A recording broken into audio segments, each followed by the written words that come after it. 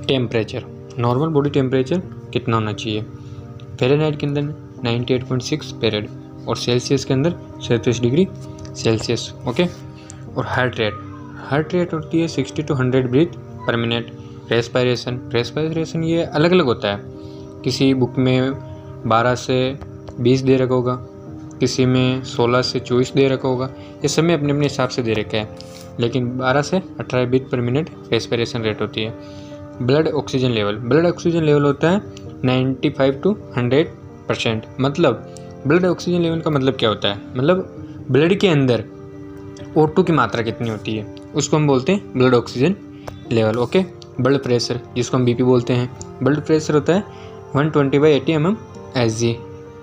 120 क्या होता है, सिस्टोलिक प्रेशर होता है, और 80 क्या होता है, डायस्टोलिक प्रेशर होता है। ओके, ठीक है जी।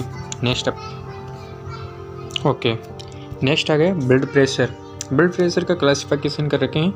इस क्लासिफिकेशन के अंदर अपन देखते हैं नॉर्मल कितना होता है, एबनॉर्मल कितना होता है, उसके अकॉर्डिंग। ठीक है, नॉर्मल कितना होता है 120/80 mm/Hg, अपने उसमें देखा था। ठीक है, ये होता है अपना नॉर्मल BP। ठीक है।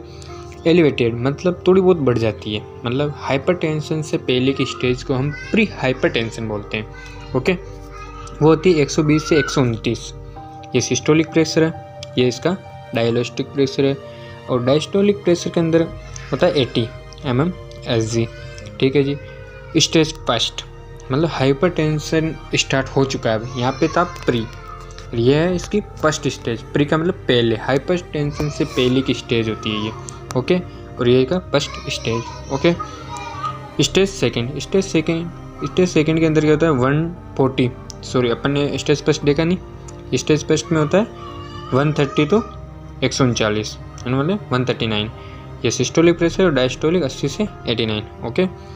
और स्टेज सेकंड के अंदर होता है 140 होता है ये सिस्टोलिक प्रेशर, और डायस्टोलिक प्रेशर होता है 90।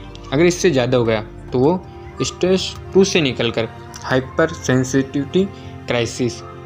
ओके।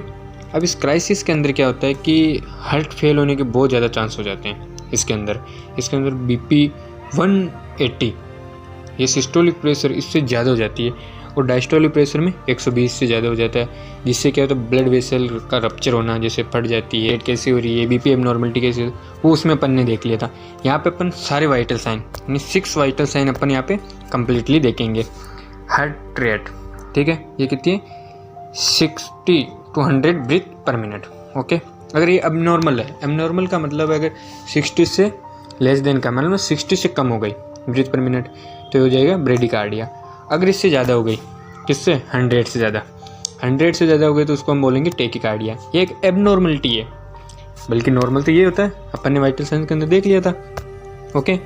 अब आती है BP मतलब ब्लड प्रेशर। नॉर्मल 120/80 mm/Hg, आपको बोलते हैं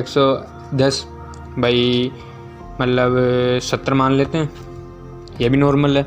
लेकिन एबनॉर्मल का क्या मतलब है, मतलब 90 to 60, मतलब 90 सिस्टोलिक प्रेशर हो जाए और डायस्टोलिक प्रेशर 60 हो जाए, इससे कम हो जाए, तो इसका मतलब क्या हो गया, हाइपोटेंशन। अगर 130 से ज़्यादा और 90 से ज़्यादा या इसके बराबर हो जाए तो एक हाइपर सेंसिटिविटी या हाइपरटेंशन बोल सकते हैं। ओके। रेस्पिरेशन कितना होता है 10 से 20, मैंने बताया था ना वहाँ पे भी भाई, उसमें तो अपन ने देखा था 12 से 18। हर बुक में अपने को ये अलग अलग देखने को मिलेगा, किसी में 12 से 24 तक मिलता है, किसी में 16 से 24 मिलता है। ये रेस्पिरेशन किसी में फैक्ट नहीं दे रखा है, बल्कि अपन अपने हिसाब से, और जब अपन मतलब ICU वगैरह में इसमें वार्ड में काम करते हैं तब देखने को मिलता है, तो उसमें ये मिलता है 10 से 20, किसी में 12 से 24 मिल जाता है। लेकिन अधिकांश अगर फैक्ट वैल्यू देखा जाए ना तो 12 से 22, अगर इससे ज़्यादा है तो रेस्पिरेशन में, या इससे कम है तो एबनॉर्मलिटी के अंदर अपन काउंट करते हैं, जैसे less than 10 breath per minute. Okay, तो इसको हम हाइपरवोलेंटेशन बोलते हैं। अगर ये ज़्यादा हो गई 20 से ज़्यादा, किसी में 20 से बताते हैं तो किसी में 22 से बताते हैं, है ना, तो इसके अंदर कोई ज़्यादा इश्यू मत करना। और O2 मतलब ब्लड के अंदर O2 की मात्रा कितनी है, ऑक्सीजन सेचुरेशन रेट, जिसको हम SpO2 इसके अंदर से ये डिनोट होता है, तो ये मात्रा कितनी होती है इसको हम SpO2 से बोलते हैं, डायरेक्ट O2 के नाम से मतलब दर्शा देते हैं। इसके अंदर 95 to 100% होनी चाहिए ब्लड के अंदर, ओके, ऑक्सीजन की मात्रा। अगर इससे कम हो गई, किससे, 95 से, तो उसको हाइपोक्सिया मीन ब्लड के अंदर ऑक्सीजन की कमी। अब ब्लड के अंदर ऑक्सीजन की कमी का क्या मतलब है, मतलब CO2 की मात्रा उसमें बढ़ गई। इसका मतलब क्या होगा, ऑक्सीजन की मात्रा कम हो गई, इसी को तो हम हाइपोक्सिया बोलते हैं। अगर हाइपोक्सिया लंबे टाइम तक रहा तो ये इसीमिया में बदल जाएगा, ठीक है ना। फिर ये अपने एबनॉर्मलिटी क्रिएट करता ही रहेगा, मतलब अगर ये सही टाइम पर ट्रीट नहीं हुआ तो। अरे वैसे हाइपोक्सिया कोई इतनी खास बड़ी बीमारी नहीं होती है, मतलब हाइपोक्सिया मतलब जैसे हम बहुत ज़्यादा दौड़ के आए हैं, एकदम रुक गए, तो हम बहुत स्पीड से सांस लेते हैं। इसका मतलब क्या हुआ कि हमारे अंदर ऑक्सीजन की कमी है, तो हम उसको क्या कर रहे हैं, फील कर रहे हैं, ऑक्सीजन की कमी को पूरा कर रहे हैं, है ना। तो ये हाइपोक्सिया, लेकिन ये लंबे समय तक, जैसे किसी न तो दौड़ के ओनली नॉर्मल बैठा हुआ है, उसके अंदर भी हाइपोक्सिया हो रहा है, या कुछ छोटे मोटे काम करने में हाइपोक्सिया हो रहा है उसको, तो उसको एक बार डॉक्टर की सलाह ले लेनी चाहिए, है ना। अब देखते हैं टेम्परेचर कितना है।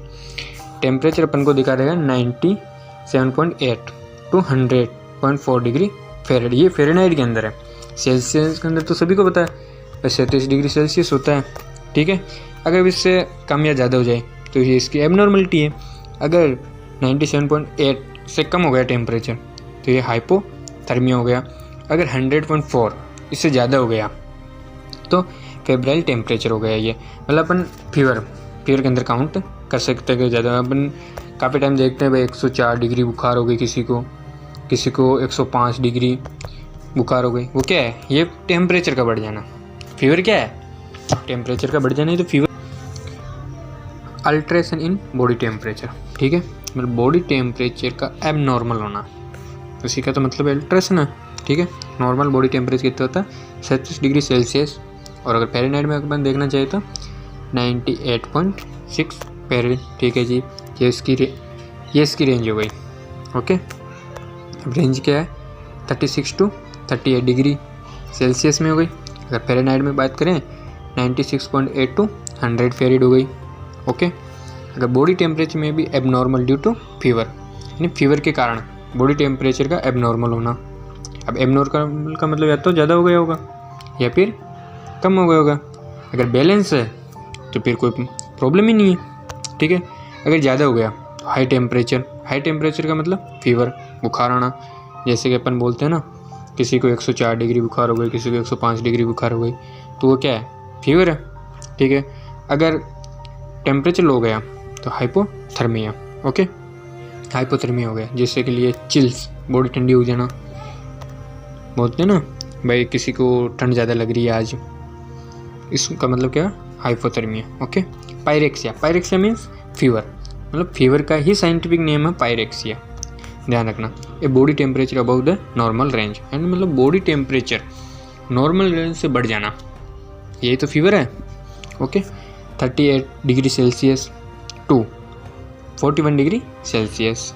अगर इसी को अपन फ़ारेनहाइट में देखना चाहिए तो 100.4 to 105.8 फ़ारेनहाइट, ठीक है, ओके जी। हाइपर पायरेक्सिया मतलब ये तो एक थोड़ा सा नॉर्मल रेंज से बढ़ रहा है। अगर ये बोल हाइपर हो रहा है पायरेक्सिया में, बुखार बहुत ज़्यादा हो रही है, अपन देखते हैं ना किसी को बहुत ज़्यादा बुखार हो गई और बुखार की वजह से बहुत सारों की डेथ भी हो जाती है, ये सुना ही होगा।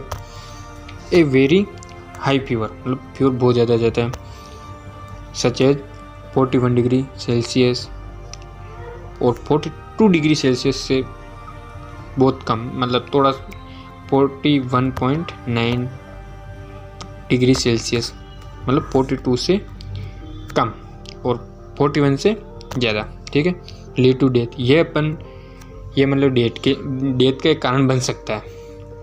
कंफर्म नहीं है भाई इतना बुखार हो गया तो भाई 100% वो उस व्यक्ति या उस पेशेंट की डेथ ही होगी ना, ठीक है, लेकिन ये मतलब डेथ को कोज कर सकता है, ये डेथ का कारण बन सकता है। हाइपोथर्मिया का मतलब क्या है, बॉडी टेम्परेचर कम हो जाना, body temperature between 34 degree Celsius to 35 degree Celsius. अगर 34 से कम हो जाता है ये भी डेथ कोज कर सकता, ठीक है। ध्यान रखना इस चीज़ का। मतलब बहुत ज़्यादा कम हो जाए तो भी डेथ कोज कर सकता है, और बहुत ज़्यादा टेम्परेचर हो जाए तो भी डेथ कोज कर सकता है। ठीक है, ओके। अगर अपन नेक्स्ट चलते हैं, abnormal finding in pulse rate, tachycardia. Tachycardia क्या है? मतलब पल्स रेट का बढ़ जाना, वो भी किससे से?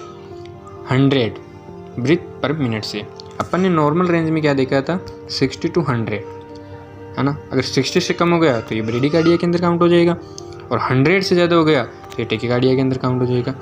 और इन दोनों का बैलेंस है तब तो ये नॉर्मल कहलाएगा, बैलेंस नहीं है तो ये एबनॉर्मल कहलाएगा।